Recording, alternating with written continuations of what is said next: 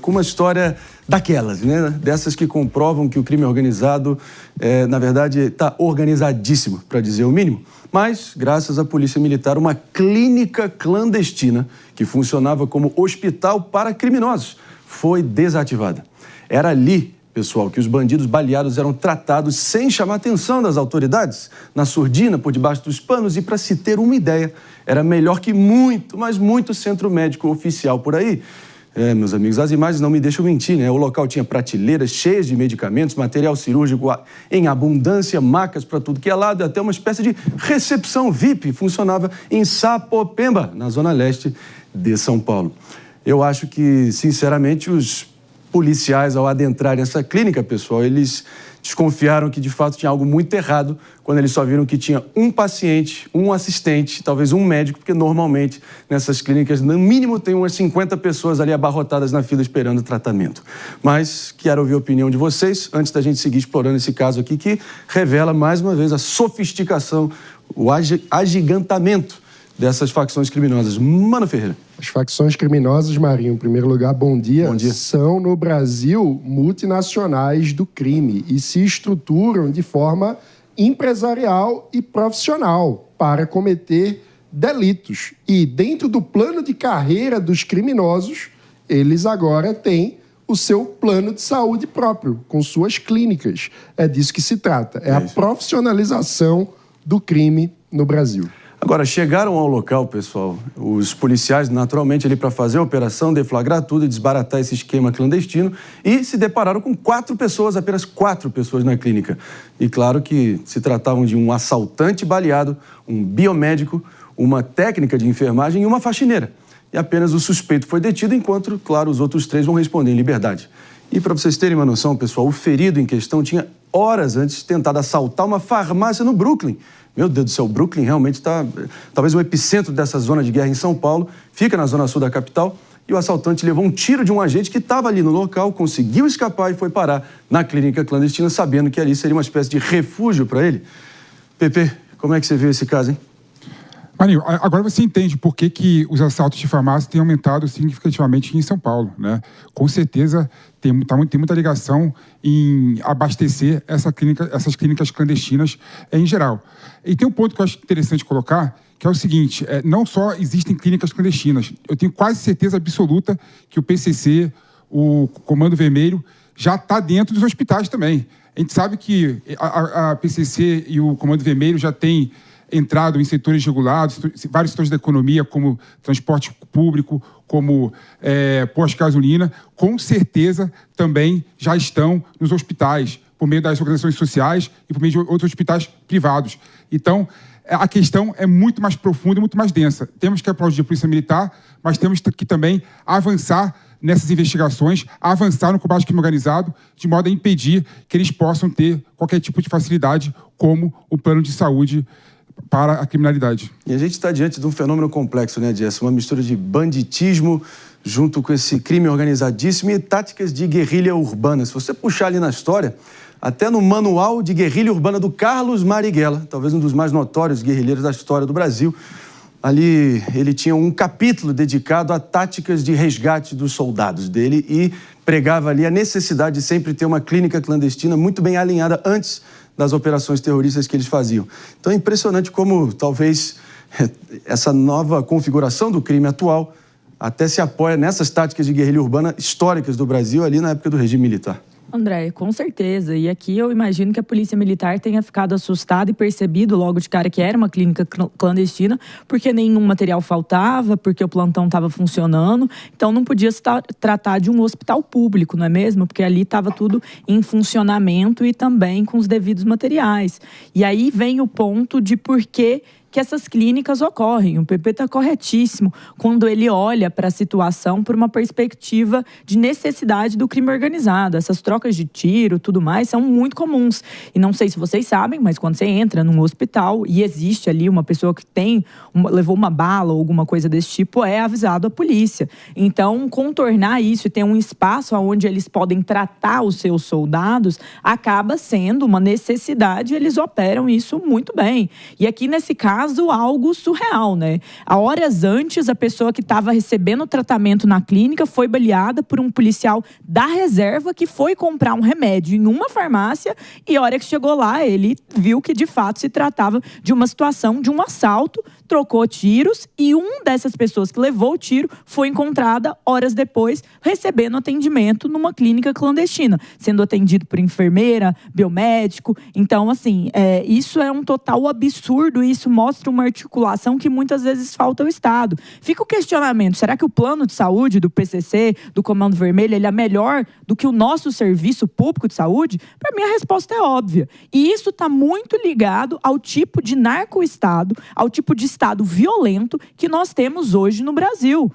Mesmo um biomédico, as pessoas que estavam atendendo não foram presas, estão respondendo em liberdade, mas aí vem uma questão moral em relação a saber o que eles estão fazendo, descumprindo seus juramentos e também manchando a imagem das suas corporações, de quem eles são, de quem eles atendem. Então, assim, é uma situação grave no Brasil que mostra a potência e a força de quem hoje domina o país, que é o crime organizado. Henrique Krieger. É isso, André. Primeiro, bom dia a todos que nos acompanham aí também.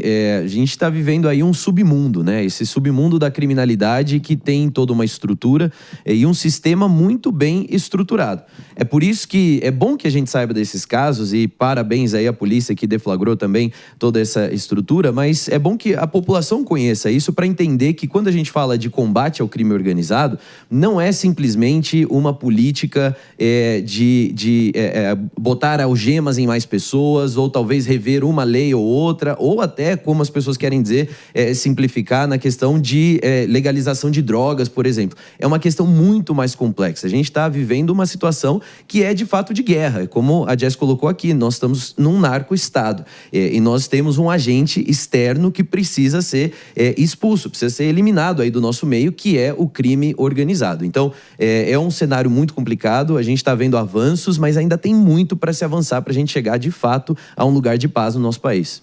Mano Ferreira. Marinho, eu queria chamar a atenção para um aspecto dessa notícia, que é o grau de sofisticação que o plano de carreira do crime profissionalizado no Brasil adquire, mostra como nós precisamos ter uma mudança de enquadramento na forma como discutimos segurança pública. Em primeiro lugar, porque se tratam de mercados ilícitos que estão se sofisticando a tal ponto que, em muitos casos, chegam a superar os nossos mercados lícitos.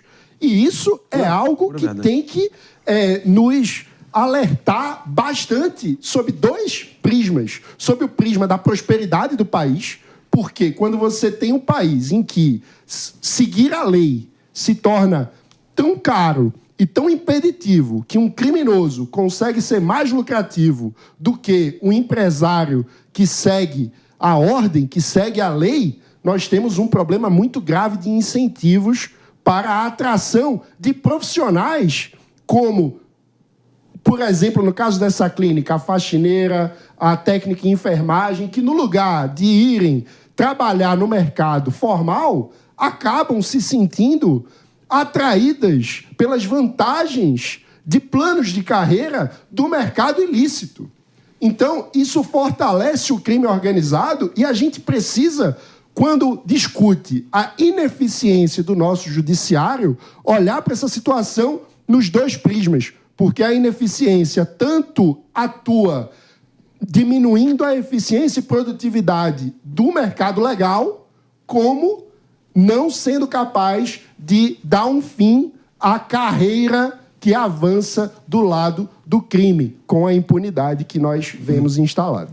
Recentemente, a gente viu casos até do PCC financiando tratamentos como Botox dentro das próprias cadeias. Então, assim, existe uma estrutura dentro do Estado, isso é fato, tá? Não é coisa de filme, existe uma estrutura dentro dos Estados e dentro das instituições, muitas vezes, que favorece e protege ações como essa. E isso precisa ser endereçado, porque o crime está se fortalecendo muito com essa cooptação de agentes públicos, com essa cooptação de espaços públicos. Agora, eu sou da tese, Pepe, que para saber onde nós estamos e para onde nós vamos, é importante sempre lembrar de onde nós viemos. Se a gente puxar aqui na história, como eu coloquei, Realmente foi ali em 1979, dentro do Instituto Penal Cândido Mendes, ali em Ilha Grande, Angra dos Reis, que nasceu o Comando Vermelho, ali na época do governo Figueiredo. Foi a junção ali de vários detentos ali presos durante o regime militar com bandidos comuns, que eis que nasceu o Comando Vermelho ali. Claro que o PCC nasceu só em 93 em Taubaté, mas o Comando Vermelho foi grande inspiração naquele momento. E o mini manual do guerrilheiro urbano, escrito pelo Carlos Marighella no auge do regime militar, previa esse tipo de atitude e de ação, melhor dizendo, antes da execução de qualquer ação armada, de ter um plano muito claro de uma espécie de clínica clandestina. Olha como a situação que a gente vê hoje talvez seja só a sequência de eventos e sofisticações, aprimoramentos e fortalecimento de toda uma estrutura e uma estratégia que vem de muito, muito tempo. É impressionante isso, né? Não, exatamente, Marinho, mas eu queria colocar 2 pontos que eu acho importantes, né? Eu até entendo que o crime organizado, nas palavras do Mano, acaba ajudando a dar ineficiência do setor produtivo e da economia, né? Até porque é impossível você competir com paridade de armas no setor que tem um bandido que lava dinheiro e consegue oferecer preço mais barato. Mas esse caso específico, na minha opinião, não tem nada a ver com ineficiência. É um serviço que foi estruturado para atender somente bandidos, para atender somente criminosos, porque sabe que se for para o hospital público, para a clínica pública, vai ter que ser obrigado o médico a informar, né, a polícia que uma pessoa recebeu bala, né? Então, na verdade, esse setor que a gente está vendo aqui de clínica clandestina, na minha opinião, não tem nada a ver com a questão da ineficiência do Estado. Está muito mais ligado com a ideia do fortalecimento da organização criminosa de modo a prestar serviços para os seus, né? Mas o meu ponto é que o fortalecimento das organizações criminosas é resultado da incapacidade do Estado de bloquear a ação criminosa. Concordo, claro, mas nesse ponto específico tem a ver com a ineficiência do setor. Concluindo. Aí tem um ponto que eu queria colocar aqui que eu acho importante também, né? É importante a gente não também usar esse fato para criminalizar as pessoas que estavam lá prestando serviço. Tanto é que as 2 pessoas que foram... a faxineira e a recepcionista foram liberadas, estão respondendo em liberdade. Não sabemos se ela sabia que a clínica clandestina era de fato clandestina e era financiada pelo crime organizado. Eu acho que isso aí é bem difícil. Pelas imagens lá, dá pra ver. Você não é juíza, você não é juíza. Não sou juíza, mas eu tô aqui comentando um programa e olhando o fato óbvio.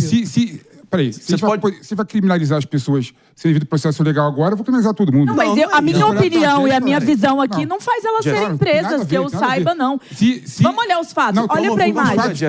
Os fatos é um só. É um só o fato. A polícia liberou as 2 porque não tinha indícios suficientes de que elas sabiam que estavam trabalhando em clínica clandestina. Em liberdade. Não tem nada. Estão sendo investigadas e respondem em liberdade. Não tem selo de inocência aí não, PP. Mas não tem selo de culpado também não. Mas então como que você está emitindo uma visão de que elas não sabiam? Olha as imagens aí, tudo jogado. Tem algumas coisas ali, claramente não é um hospital, claramente não é um espaço médico. Olha lá, atrás da cama, uma cadeira de plástico vermelha. Todo mundo sabe. E outra coisa, segundo o que a polícia informou, quando eles ouviram o grito, quando eles chegaram, as luzes do estabelecimento todo foram apagadas. Então, assim, são vários indícios. Difícil imaginar que um meliante entrou lá baleado para ser atendido por uma pessoa, por um grupo, num espaço não tão apropriado assim, e elas imaginaram que é um hospital qualquer. Então, assim, existe o bônus e a liberdade aí, a questão da inocência delas e que se investigue. Mas o que eu tô falando aqui é que eu acho improvável que também elas sequer imaginavam. Isso não significa que elas têm que ser presas, isso não significa que elas são do PCC, mas isso significa que, como o Mano colocou aqui, muitas vezes as pessoas aceitam propostas específicas, fazendo de conta ali que não estão vendo,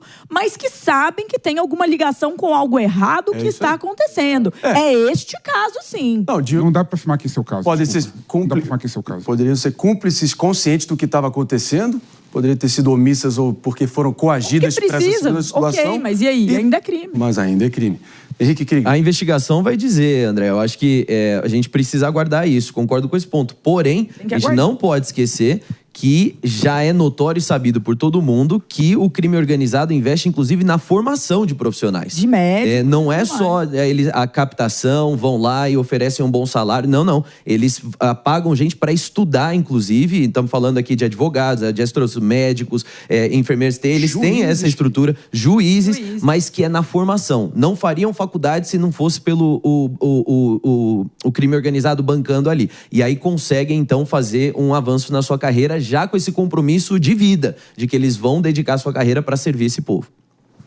É isso, de vez em quando, foi o que o Mano colocou, talvez nas margens da sociedade, aí no crime organizado, talvez há mais estabilidade, por incrível que pareça, do que propriamente nesse munducão de tanta gente tendo que se arriscar e vivendo em condições precaríssimas aí no mercado de trabalho. A gente não pode esquecer que quase 40% do mercado de trabalho brasileiro está na informalidade, Maria. Sim. Há de se lembrar, nunca há de se esquecer.